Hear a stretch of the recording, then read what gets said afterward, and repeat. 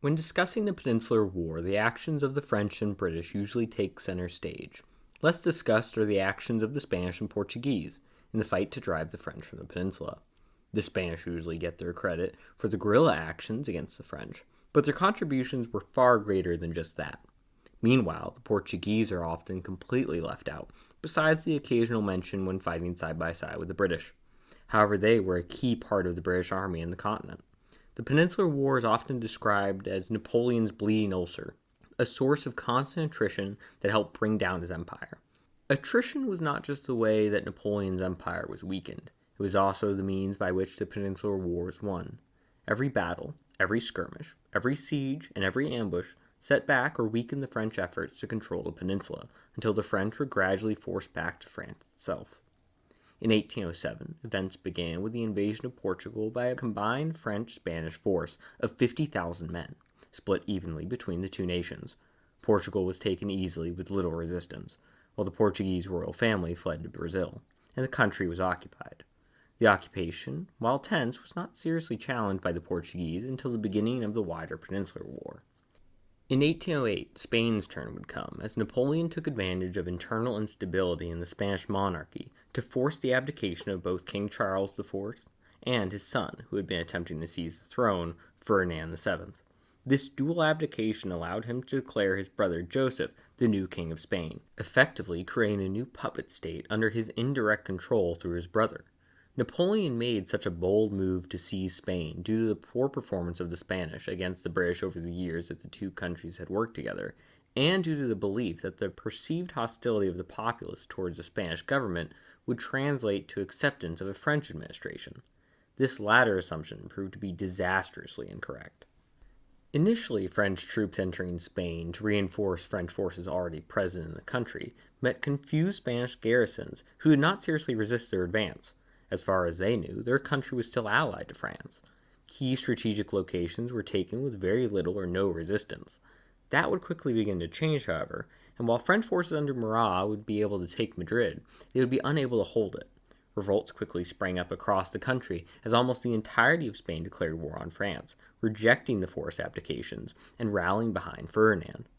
In July, French and Spanish field armies met at the Battle of Belen in southern Spain. Practically the entire French army, over 20,000 men, would be killed or captured by the Spanish, making it the greatest single loss France would suffer to a Spanish field army during the years-long conflict.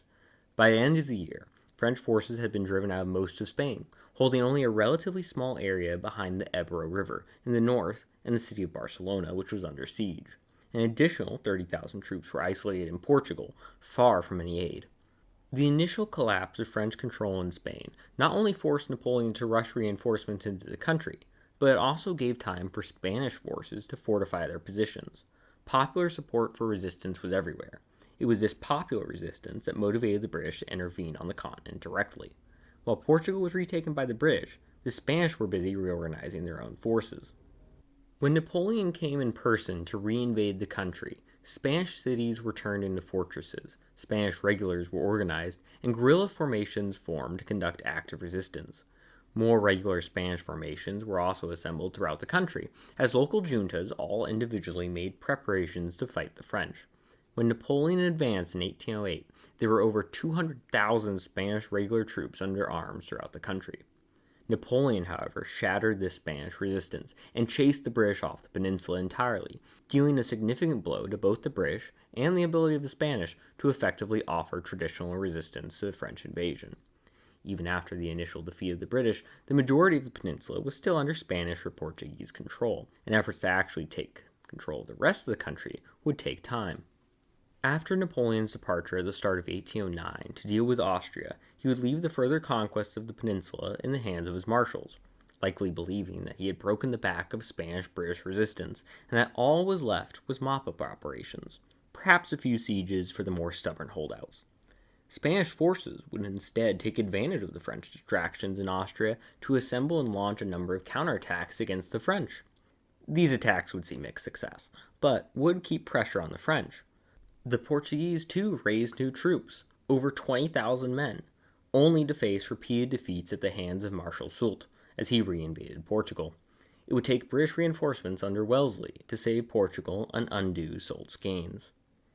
It would be the arrival of the British in Portugal for a second time that would prompt the integration of the rebuilding Portuguese army into the British ranks. The Portuguese provided a local source of manpower and helped fill out the British army, which was far from home and not easily reinforced.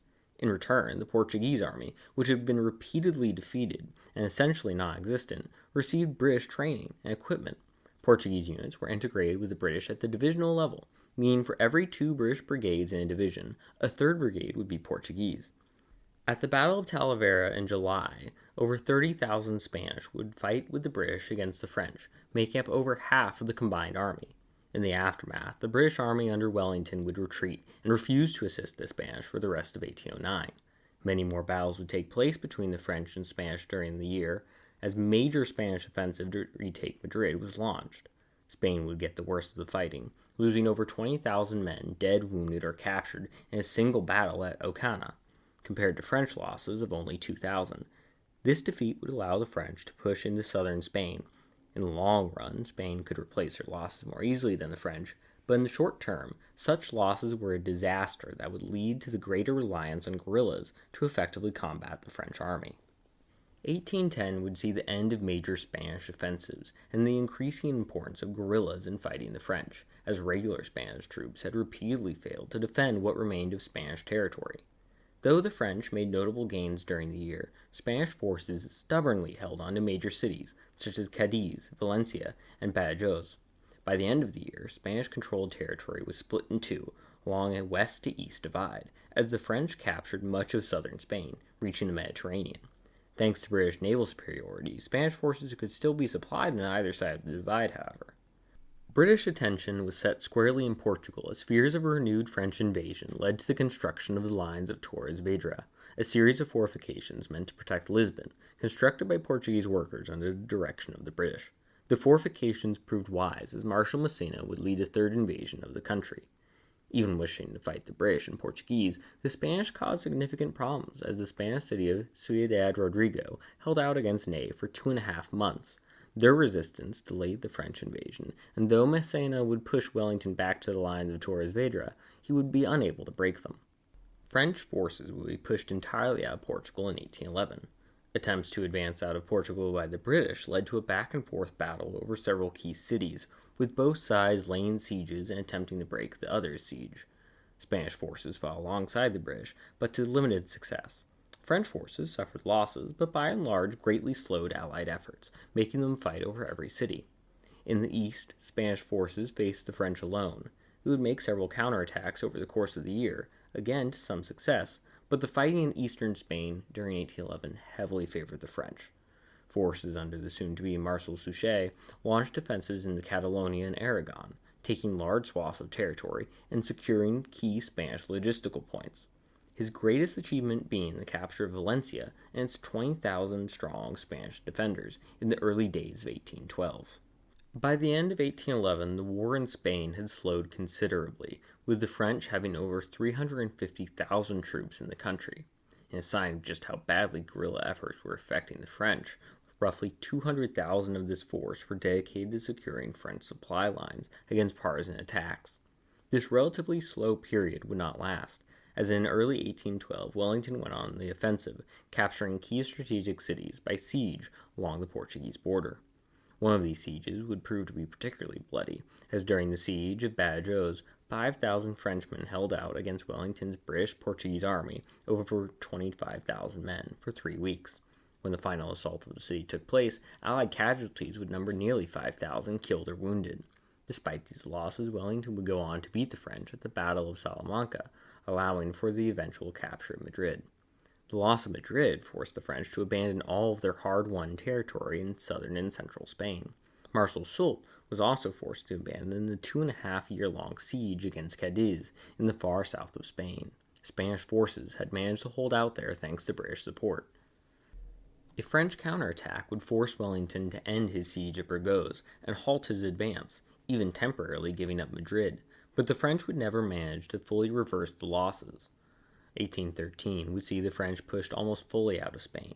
Urgent needs for troops elsewhere meant that the war in Spain was no longer a priority for Napoleon.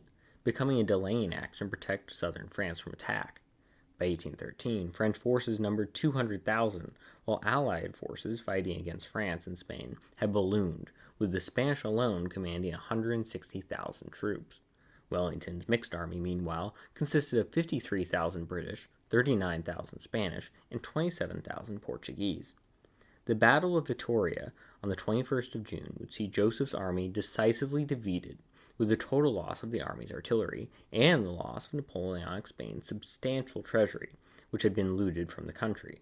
During the following months, the Allied army would clear the last French bastions holding the Pyrenees and defeat a French counterattack. By December, Wellington, along with his army, was in France proper, facing the much diminished French force, primarily under the command of Marshal Soult. By this point, the tempo of fighting had greatly reduced, as both sides' armies shrunk. The French, due to having to send as many men as possible north to help try and halt the coalition's drive towards Paris, and the Allies, due to Spanish involvement, mostly coming to an end, due to the fear of what would happen to the French people. The Peninsular War was well and truly over, and the last offensive action in the south before Napoleon's abdication was the capture of Toulouse by Wellington. The war in Spain and Portugal was an unanswerable question for Napoleon.